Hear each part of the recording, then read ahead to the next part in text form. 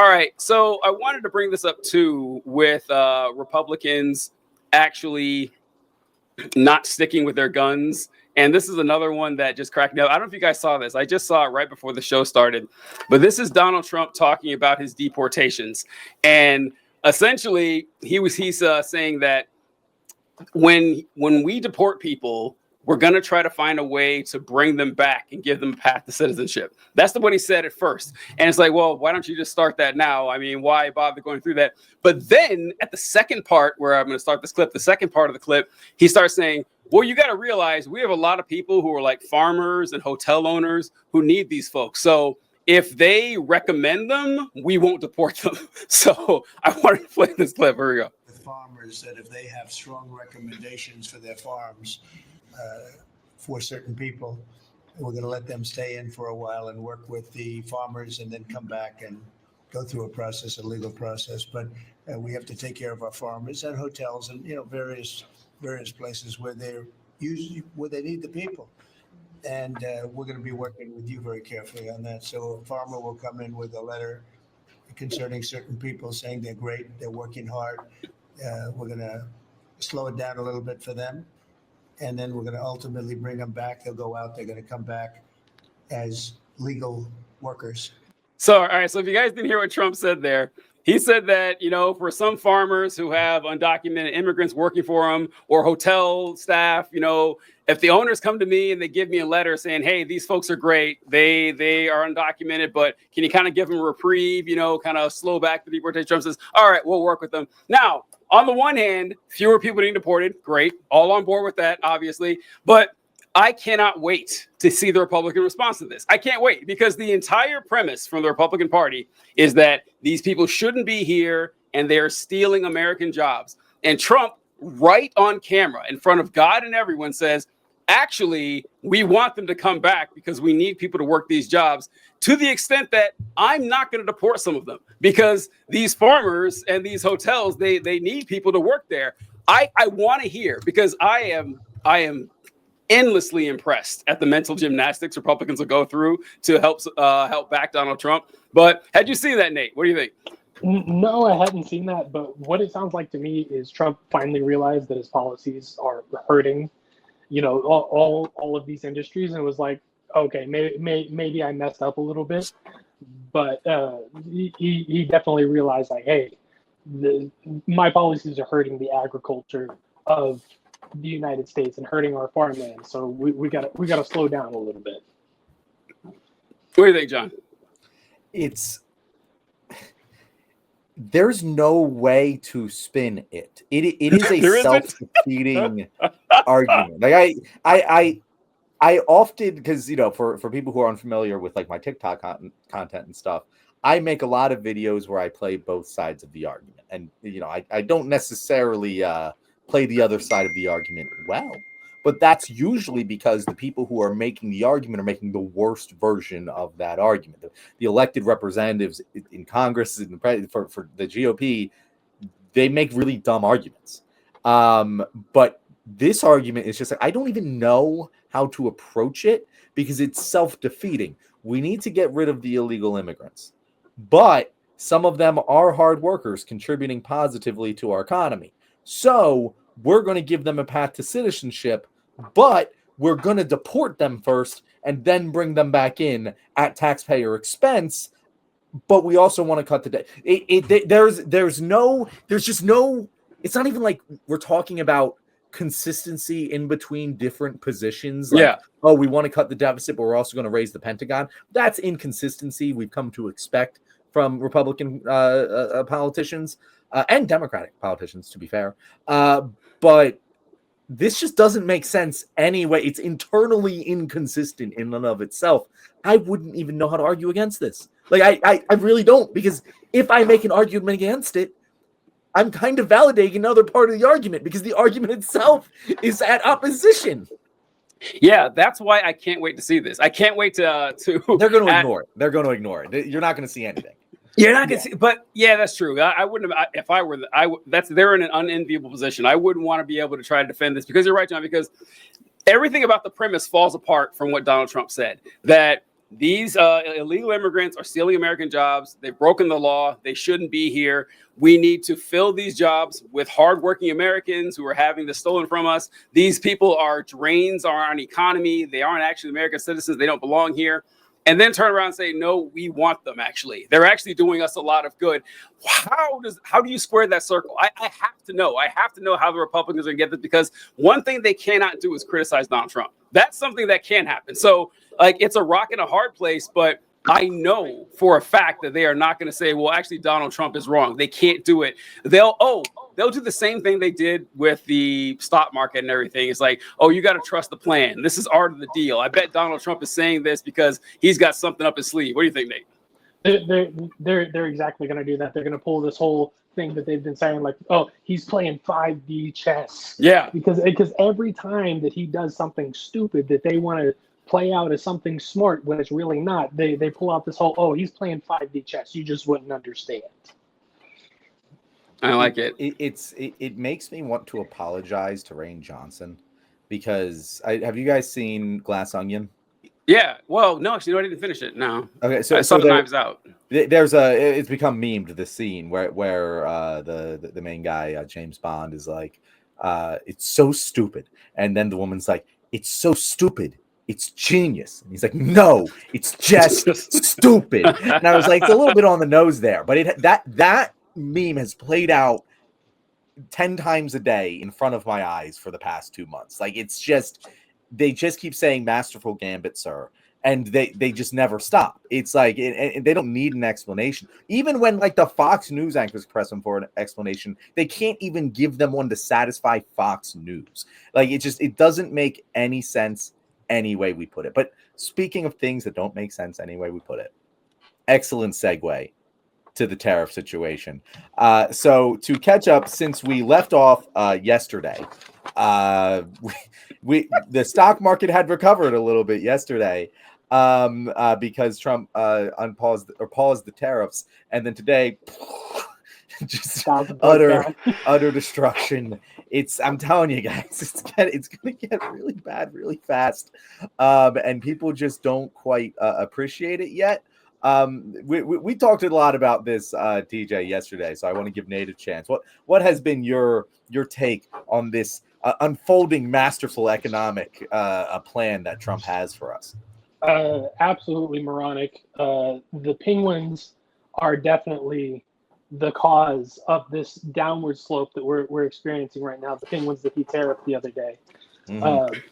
But in all seriousness, to put a reciprocal tariff, it's not even a reciprocal tariff, it's a trade deficit tariff on every single area of the nation, because I can't even just say our allies, because it was literally just a blanket, is absolutely dumb, especially if the goal of these tariffs is to bring American jobs back into America, jobs that we don't even have the infrastructure for anymore. We demolished the buildings that we used to have the infrastructure for and rebuilt over them. And it's going to take like 10, 15 years to even create that infrastructure, all of the infrastructure we need to even have those jobs housed back here in America. And so to try to bring those in right now is absolutely stupid, in my opinion, because you're going to bring these jobs to what? To nothing? Oh, God. Yeah, it's like the penguin thing is pretty funny. I do kind of like that. But what's got me in this is that it was really funny seeing yesterday with Trump's obviously insane plan with, nothing, no foundation on it whatsoever, not even informing the people who work for him what the goal of this was. That's actually what's really fascinating. Whenever they're on Fox News, they all said different things. Some of them said these tariffs are to bring people to the negotiating table, or no, these tariffs are actually going to be permanent so we can, build manufacturing and expand it. I saw a great poll on this talking about how Americans romanticize the factory life, and saying that 80% of Americans believe we should do more manufacturing in the United States, but only 20% of Americans are interested in working in a factory, which I found pretty funny. It's like, yeah, they all think this, like, these jobs are going to save the United States. Like, no, you're thinking in the past. Like, we are rapidly moving beyond this. And John, first, John, I want to talk about. I laugh so hard when you started this because John has done this several times, and I keep meaning to call him out on it because it always cracks me up. John likes to congratulate himself on his own segues, which I find very funny. John will do a segue and he goes, "That was an excellent segue into this." Not the first time John has done this. He's done this several times. I'm proud of my segues, TJ. What can I say? Oh man, yeah. Like now, to be fair, he does congratulate other segues, but man, when he congratulates his own, that always cracks me up. And so John mentioned earlier that the United States cannot sustain a war with China and how like crippling and damaging that was. And I wrote it down because I wanted to bring it up this segment. Donald Trump is putting forth this trade war with China that is unfucking winnable. It doesn't benefit anyone at all. I can't remember what the tariff started out with China, but I remember it going to 104 and then it went to 125. And now what is it, like 145 or 145? Yeah, 145. Yeah. Folks, that might as well be 1,000,000% tariff. It might as well be, right? Because you put a 145% tariff on Chinese goods, the United States economy collapses. It's done. Like there's no chance he can implement this. And I'm supremely confident that he's not. Is it implemented? I'm actually very confused as to if it is implemented or not right now as it stands. Like if I import something from China, am I paying a 145% tariff, or did Donald Trump just say that? It's been very confusing. You're right.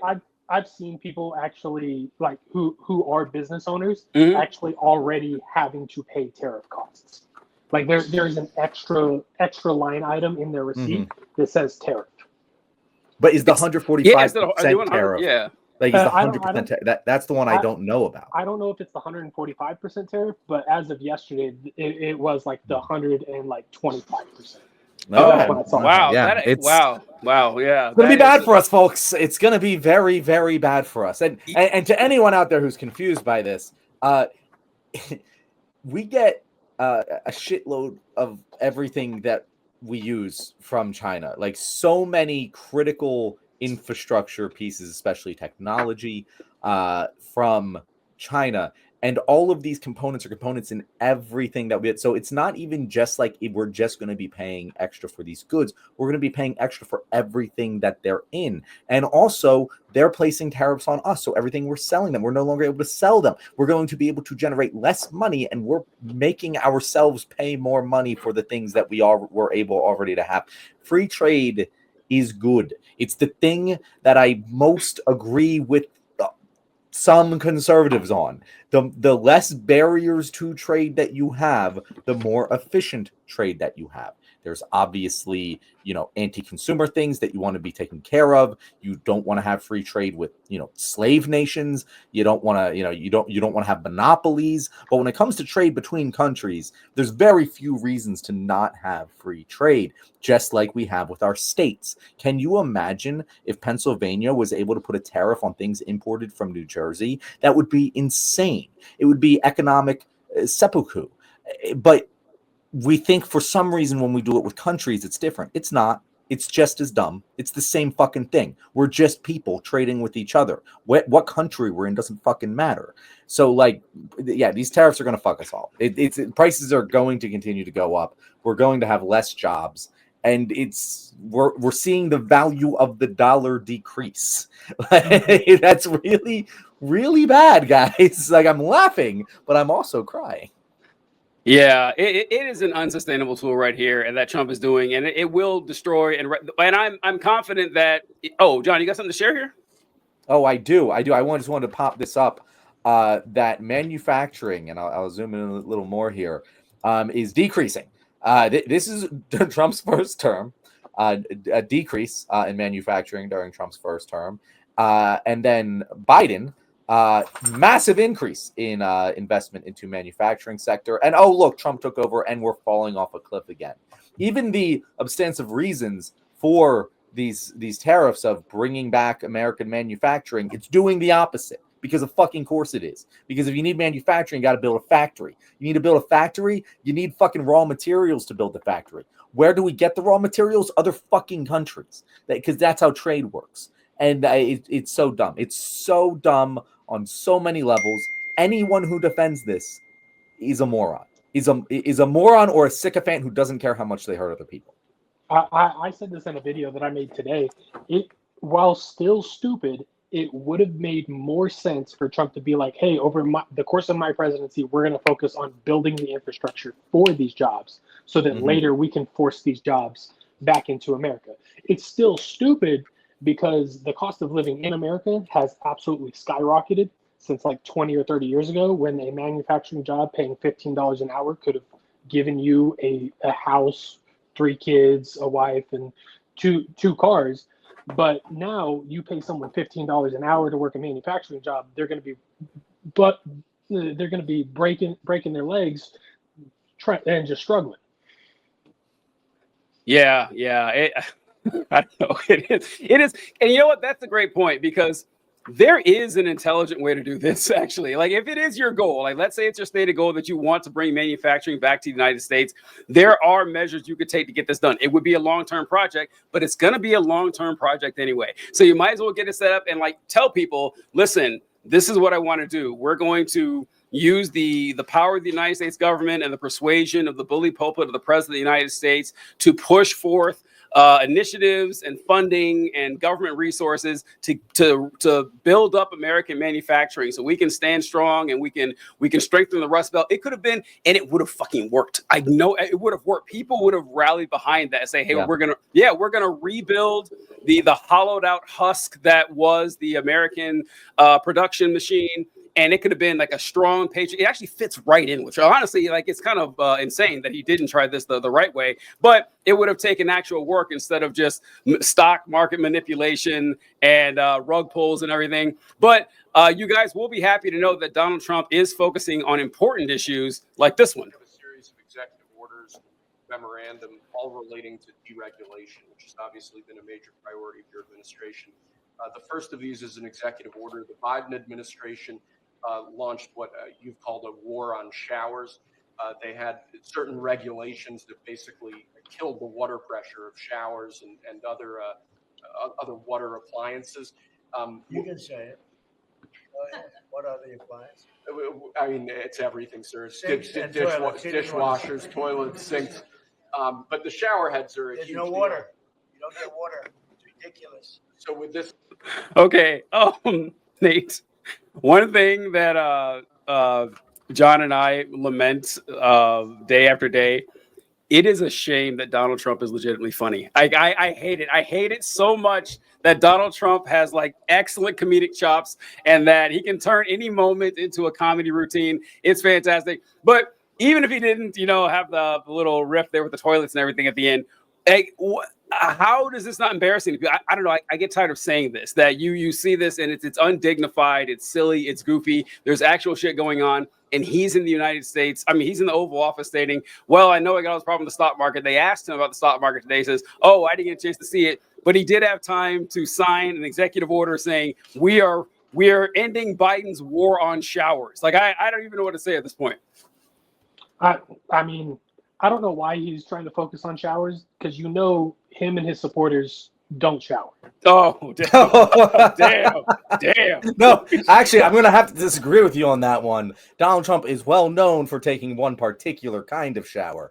Oh, shit. Damn. Have you guys?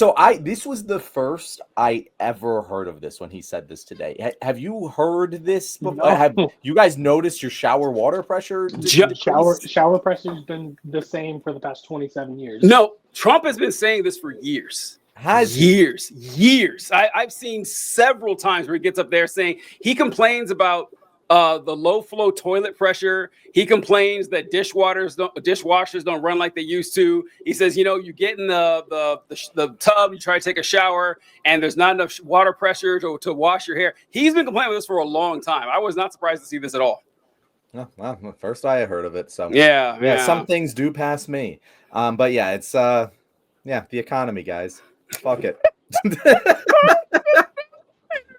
I've got to see what happens with this China thing. I really do. Or with and by the way, I forgot to mention how people were, celebrating. Oh, look, the stock market fell 5,000 points and Trump reversed the tariffs. And now it went up 2,000 points. We're back on the saddle, boys. And then it tanks again today. Folks, of course it tanked again today. Once again, Donald Trump has created an unstable economy. Now, no one's going to trust anything. Him implementing a tariff and then backing off on it for the third time, raising them to inexplicable and illogical levels that have no basis in reality, putting forth no actual goal. You can't run a business when the economy is going all haywire like that. And you're just encouraging other nations to work with each other and exclude us. Like, despite what you guys think, we can't actually run the world by ourselves. We are dependent upon our allies and nations that we trade with. And if I forget the guy, I think it was Bill Ackerman. He said something like, sometimes the best negotiating tactic is to convince the other guy that you're crazy. That this is not one of those cases, okay? You do not want to think that the person running the United States economy is an insane man. He is, so I guess it's honest, like he is, but it's not good for the average worker. And for every Republican who was just screeching these last few days saying, oh, wow, so turns out you guys want to eat the rich, but as soon as the stock market collapses, you start clutching your pearls. What? No, like the stock market is an indicator of what people think the economy is going to look like in the future. And people who thought that, wow, the economy is going to collapse outweighed the people who thought it was going to be fine. And with Donald Trump running it, it's going to keep going like this. Like what Trump did was honestly too little too late. Just saying that, oh, I'm going to pull it back now, it's going to keep going down. I don't know how far it's going to go. It's going to stabilize eventually, but the future looks pretty bleak. I am not looking forward to it. I mean, like on the topic of like the Republicans being like, oh, all the people who said eat the rich are now worried about the stock market. I mean, let's just look at what happened during the Great Depression, because the stock market collapsing affects everyday Americans.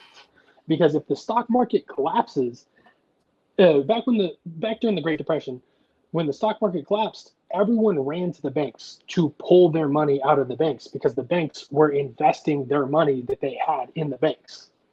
And so when they went to all pull out their money and they didn't have all of their money in the banks started turning people away saying, hey, we ain't got your money. So if that were to happen again and all of the banks across America were to fail, there's a theory that the FDIC wouldn't be able to insure every single bank in America if it were to fail. It's not a theory. It's not a theory. The FDIC cannot insure every single bank in America if they were to fail. And that's so someone put this, I think it was Kyle Kalinske, the secular talk guy. Kyle Kalinske. Kyle Kalinske. And he put it really well. He was like, the reason, because I said this, how like when the stock market's going up, that's not indicative of a good economy. Right. But when it's going down, it's usually indicative of a good economy. It's going to hurt the working class. And the reason for that is that in a capitalist system, the profits are privatized and the losses are socialized. If a company makes more profit, they're going to take the owners are going to take more of that money for themselves. When the stock goes up, that money is going to be taken by the owners of the companies that have the stock. When the stock goes down, the fucking owners aren't going to eat that shit. They're going to start firing people. And when they start firing people, there's less investment because people have less money to invest. And then the stock continues to go down. And if it collapses fast enough, what Kyle said is going to happen, and people will pull their money from the banks and will have a bank run. And that is very, very, very, very bad. It has never resulted in good things for anyone, ever. And we want to avoid that at all costs. And if I was trying to make that happen, I would be doing what Donald Trump is doing right now. Yeah. It's actually hard to blame people for not knowing this. Most people don't know how the stock market works. No, TJ, I learned this in like middle school. I learned what happened with the Great Depression in middle school. If you don't understand what a bank run is, no, I blame you. You failed fucking 7th grade. That's your fault. If you don't know about the Smoot-Hawley tariffs, the bank run, like it's your own fault. If you don't know Smoot-Hawley, I'll forgive you. I'll forgive you for that part. If you don't understand the basic economic concept of a bank run or why it's bad for everyone when the stock market tanks, I blame you for that. Yeah. Well, I mean, I kind of agree, but I kind of don't, because like, all right, I'm not surprised. I'll put it that way. Okay, I'm not surprised. I'll put it that way. I've seen people who are far less aware of easier topics than this one, but this is actually what I was thinking about earlier today that kind of depressed me with showing the economic illiteracy of your average American. Is that how often do you hear people talk about how Joe Biden was clearly a bad president because gas was $3 a gallon when Biden was president. But when Trump was president, I remember gas being $2.10 or gas being $1.98 or something like that. And it's like, all right, do you remember when that happened? Do you remember precisely when gas was that low? And of course, it was during COVID when we had, what, a 14% unemployment rate. They don't remember that. They remember, oh, I remember paying $2.10 for gas. So clearly Trump was better. That's going to happen again. Gas is going to plummet. Gas is going to plummet because of this. And they're going to say, oh, I knew it. Trump got gas prices down. And that's all you're going to hear. They're going to pivot to that and say, wow, Joe Biden couldn't decrease the price of gas. But now that, Trump has imposed these tariffs, we have cheap gas again. Thank you, President Trump, our dear leader. What are you going to say, Nate? I was going to say I've already seen that happening. Yep. With gas prices as well as with inflation, because now they're saying that inflation is going down as well. Which it's not, by the way. It's not by any metric going down. It has been ramping up, and it's about to go super hot. Like I can't stress enough to people how the tariffs are going to increase the price of everything and the value of your dollar. Is even if you think the tariffs aren't going to increase the price of everything, even if you're like that dumb, we can. There's a graph that tracks the value of your dollar, and it's going down, and that's not good, guys. It's not good when your dollar is getting less valuable as a direct result of your president's policy. Oh God! With the last thing about the stock market and everything, so Trump's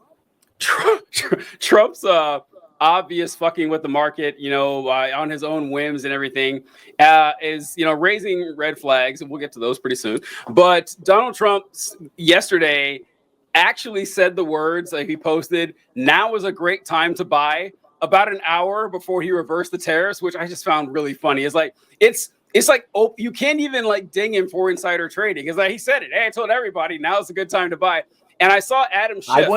I want him to make that defense in a court of law. So you know what? It's not insider trading. It was a public service announcement. You know what? It's not a bad argument. I gotta tell you, like it's not like And so, but what's really funny is I don't know if you saw that chart showing a bunch of people making calls to buy stocks like immediately, like a few minutes before Trump made his announcement and everything. So okay, clearly they knew this was coming.